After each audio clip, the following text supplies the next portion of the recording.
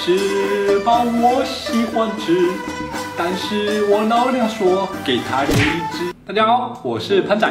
看网络文章都说女友最喜欢惊喜了，我就仔细想想，我好像没有给过我前世女友惊喜，于是就想了一个完美的计划，给她满满的大惊喜。计划是这样的，在老母回来的时候，突然房间门噗的一声爆开，跑出一只火鸡，她就很开心，哇，是我最喜欢的食物耶！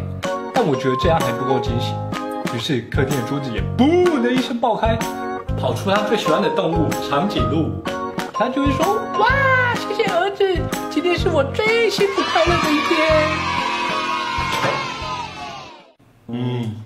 太完美了。所以现在第一步要先弄出一只火鸡跟一只长颈鹿，第二步要做出可以爆破的房门跟桌子。Let's go！ 这就是要跟我妈借火鸡装。在你穿上之后，打开开关，它就会开始充气，就会成为一只胖胖的可爱火鸡。Let's go！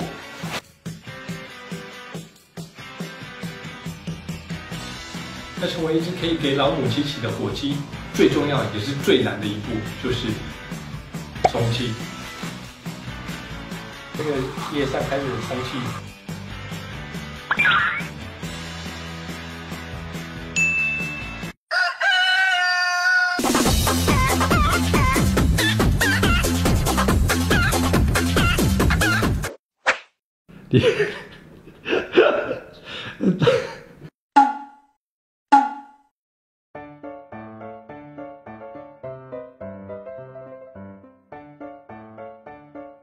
画的真是太像，奇怪了，为什么我国小的美术会得到丙呢？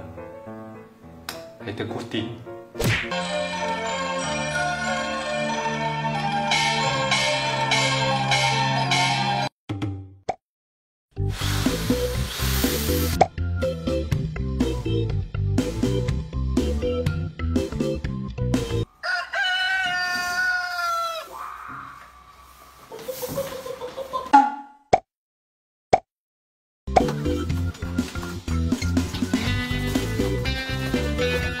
哇，超像哎！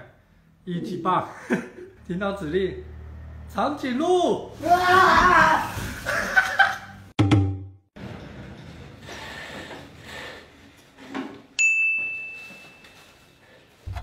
我在写什么？